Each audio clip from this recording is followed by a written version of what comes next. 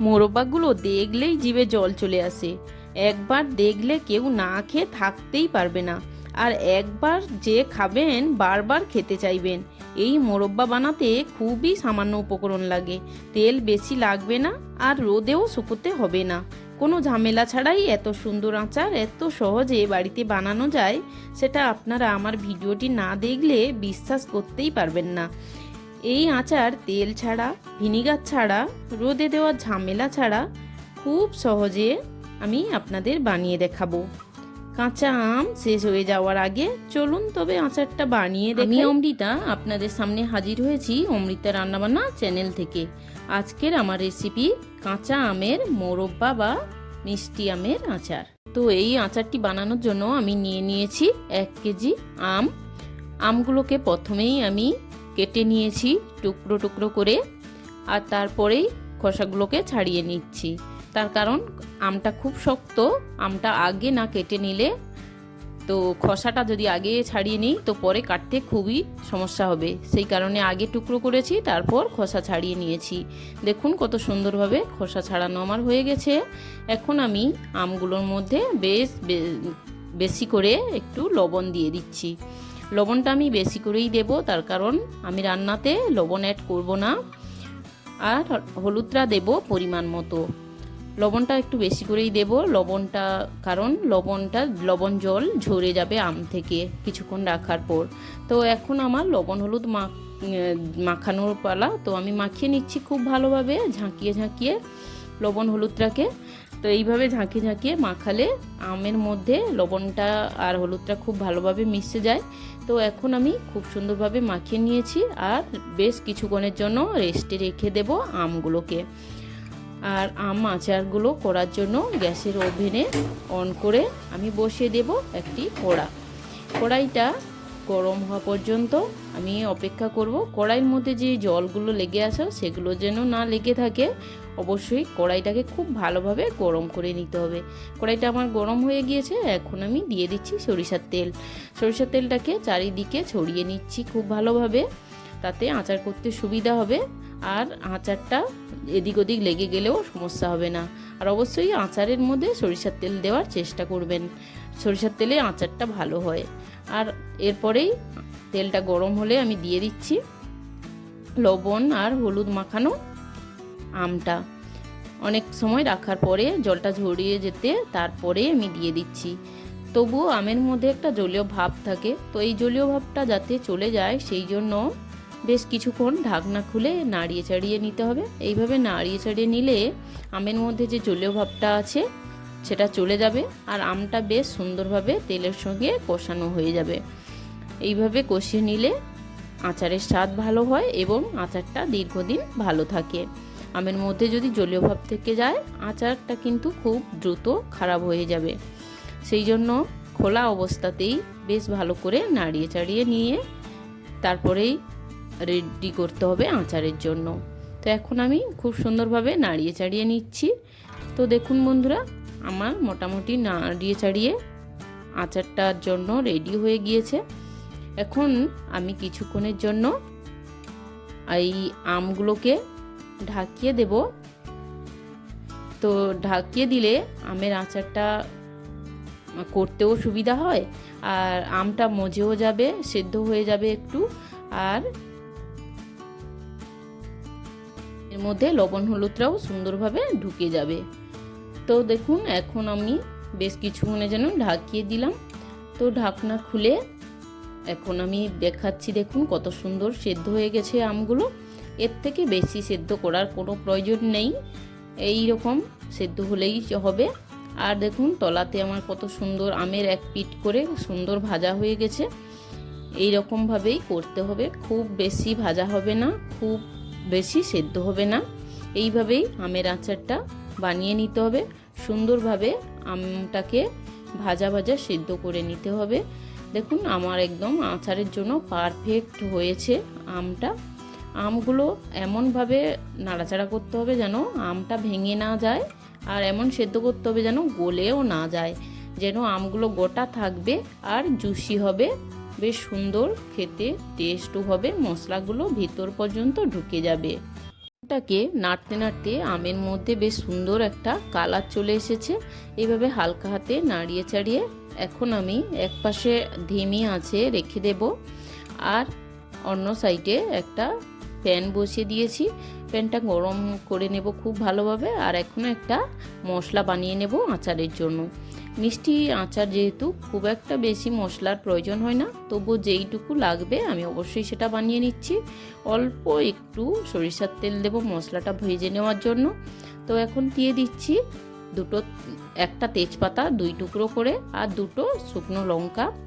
তো এই দুটো উপকরণ ভালোভাবে ভেজে নিচ্ছি লাল লাল করে। এইভাবে ভেজে নিয়ে এখন আমি অ্যাড করে দেব এই আমের মধ্যেই। আমটা আবারও নেড়ে চেড়ে দিচ্ছি, তা না হলে তলাতে লেগে যাওয়ার সম্ভাবনা থেকে যায়। সবসময় লক্ষ্য রাখতে হবে আচার যেন পুড়ে না যায়, তাহলে আচারটা খেতে অনেক খারাপ লাগবে। তো সেইভাবেই আমি আচারটা নাড়িয়ে চাড়িয়ে দিয়ে দিলাম তেজপাতা আর লঙ্কা। আর ওই প্যানের মধ্যে দিয়ে দিচ্ছি আরও একটা মশলা বানানোর জন্য, দিয়ে দিচ্ছি 5 ফোড়ন, আর দিয়ে দিচ্ছি গোটা ধনে, দিয়ে দেব গোটা সাদা জিরে। এই 3টি উপকরণ হলেই যথেষ্ট, আর বেশি কিছু আমার লাগবে না এই মিষ্টি আচারের জন্য। 3টি উপকরণকে আমি খুব ভালোভাবে নেড়ে চেড়ে ভেজে নেব। দেখুন আমার মশলাটা লাল লাল করে ভাজা হয়ে গিয়েছে। এর থেকে বেশি ভাজলে মশলাটা পুড়ে তেতো লাগবে, পুড়ে গেলে মশলা আচারের মধ্যে এত খারাপ লাগবে যে আচারটার স্বাদটাই বদলে দেবে। তাই এই রকম অবস্থায় আমি শিলনোড়ায় গুঁড়িয়ে নেব। তো এখন আচারটাকে আবারও আমি একটু নেড়ে চেড়ে নিচ্ছি। আচারটাকে বারবার একটু নাড়িয়ে চাড়িয়ে নিতে হবে হালকা হাতে। আর এই রকম অবস্থায় একটু কালারের জন্য দিয়ে দিলাম কাশ্মীরি লঙ্কা। কাশ্মীরি লঙ্কাতে ঝালও হবে না, আর কালারটাও ভালো আসবে। আর মিষ্টির ওপরে হালকা একটু ঝাল ঝাল হলেও খারাপ লাগে না, খুব ঝাল লাগবে না, তবে টেস্টটা ভালো আসবে, তাই দিয়ে দিলাম। আর দিলাম 1 বাটি চিনি। যেহেতু আমার আমটা মিষ্টি আম, সেই জন্য 1 বাটি চিনি দিলেই হবে। তো আপনাদের আমটা যদি টক থাকে তাহলে আরও একটু বেশি চিনি দেবেন, যেহেতু মোরব্বা, তো আমের মোরব্বাতে একটু মিষ্টি হলেই ভালো হয়, একটু রসালো আচারটা হলে ভালো হয়। তো আমি ভাবলাম আরও একটু চিনি দেব, তো আমার আরও একটু চিনি লাগবে এই আচারে, তো দিয়ে দিলাম আরও 1/2 বাটিরও বেশি চিনি। চিনিটা বেশি দিলে এই আচারের কালারটাও যেমন ভালো আসে, টেস্টও ভালো আসে। তো মোরব্বাটা চিনি বেশি দিতে হয়, তো আপনারাও একটু বেশি করেই দেবেন। তো এখন আমি মশলাটাকে শিলনোড়ায় ভালোভাবে গুঁড়ো করে নিচ্ছি। শিলনোড়ায় এইভাবে গুঁড়ো করে নিতে হবে, আর এইভাবে আধ ভাঙা করে গুঁড়ো করতে হবে মশলাটাকে শিলনোড়ায় করুন বা মিক্সিতে করুন, যেখানেই করুন, মশলাটা কিন্তু এইভাবে আধ ভাঙা করে গুঁড়ো করবেন। অবশ্যই আধ ভাঙা করে গুঁড়ো করলে যখন আমরা আচার খাবো, আচারটা খাওয়ার সময় এই মশলা মুখে পড়লে অনেক বেশি ভালো লাগে। তো সেইভাবে করেই গুঁড়িয়ে নিচ্ছি এখন আধ ভাঙা করে। তো দেখুন কত সুন্দর করে আমি গুঁড়ো করে নিচ্ছি শিলনোড়াতে। তো আমার গুঁড়ো করা হয়ে গেছে প্রায়, আর ওদিকে আমার আচারটাও প্রায় হয়ে এসেছে।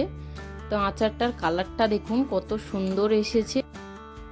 আচারটা খুব কম উপকরণ লাগে, আর বাড়িতে থাকা মশলা দিয়েই খুব সহজে বানানো যায়।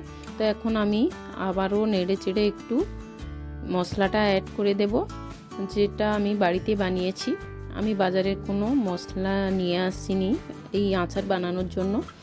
আমার নিজের হাতে মশলা আচারে দিতে আমার বেশি ভালো লাগে, তাই আমি দিয়ে দিলাম। আর আমি গুঁড়ো করেছি যতটা মশলা, এতটাও আমার লাগলো না, তার থেকেও কম মশলা অ্যাড করলাম আমি আমার আচারটাতে। তো এখন আবারও নেড়ে চেড়ে নিচ্ছি ভালো করে। দেখুন কত সুন্দর একটা কালার চলে এসেছে, আর আচারটাও কত সুন্দর একটা থিকনেস এসেছে। এরকম জুসি আচার খেতে কার না ভালো লাগে, সত্যি খুব সুন্দর হয়েছে আচারটা। এই আচারটি খেতে না পারলে আফসোস হবে। তো বন্ধুরা অবশ্যই বাড়িতে বানিয়ে খান, আর খেয়ে বলবেন কেমন হয়েছে। আর এই রকম সুন্দর সুন্দর রেসিপি পেতে অমৃতা রান্নাবান্না চ্যানেলটি অবশ্যই সাবস্ক্রাইব করে পাশে থাকা বেল বাটনটি প্রেস করে রাখবেন, যাতে করে আমার প্রতিটি ভিডিও আপলোড করার সঙ্গে সঙ্গে আপনার কাছে পৌঁছে যায়। দেখুন বন্ধুরা, আমগুলো কি সুন্দর গোটা গোটা আছে, অথচ কতটা জুসিও হয়েছে। সত্যি কি অপূর্ব দেখতে লেগেছে, কি সুন্দর সেন্টও আসছে আচার দেখে, তো না খেয়ে থাকতেই পাচ্ছি না। আর হ্যাঁ বন্ধুরা, আপনারা যদি বহুদিন আচারটা সংরক্ষণ করে রাখতে চান তাহলে অবশ্যই 1 কেজি আমে 1 চামচ ভিনিগার অ্যাড করে দেবেন। আর যদি বেশি আম হয় একটু বেশি ভিনিগার অ্যাড করতে পারেন। আমাদের বাড়িতে এই আচারটা এত খেতে ভালোবাসে সবাই, আমার ভিনিগার দেওয়ার কোনো প্রয়োজন নেই, তাই ভিনিগার দিলাম না। দেখুন কতটা সুন্দর, অথচ বাইরে কোনো কালার অ্যাড করা হয়নি, কালারটা তবুও কত সুন্দর এসেছে। তো বন্ধুরা, আমার রেসিপিটি ভালো লাগলে একটা লাইক ও কমেন্ট করবেন। আপনাদের সুবিধা থাকলে আপনারা রোদে দিতে পারেন। আমটা লবণ আর হলুদ মাখিয়ে 3 থেকে 4 ঘন্টা অবশ্যই রোদে রেখে আচারটা বানিয়ে নিতে পারেন। যদি মশলাদার ঝাল ঝাল টক টক মিষ্টি মিষ্টি আচার খেতে চান তাহলে অবশ্যই কমেন্টে জানাবেন। তো বন্ধুরা, যদি আমার রেসিপিটি আপনাদের ভালো লাগে তবে লাইক ও কমেন্ট এবং একটি শেয়ার করে পাশে থাকার অনুরোধ রইল। অবশ্যই বন্ধুরা, যদি সাবস্ক্রাইব না করে থাকেন সাবস্ক্রাইব করার জন্য অনুরোধ রইল। ফিরে আসছি পরের রেসিপিতে, ততক্ষণের জন্য ভালো থাকবেন, সুস্থ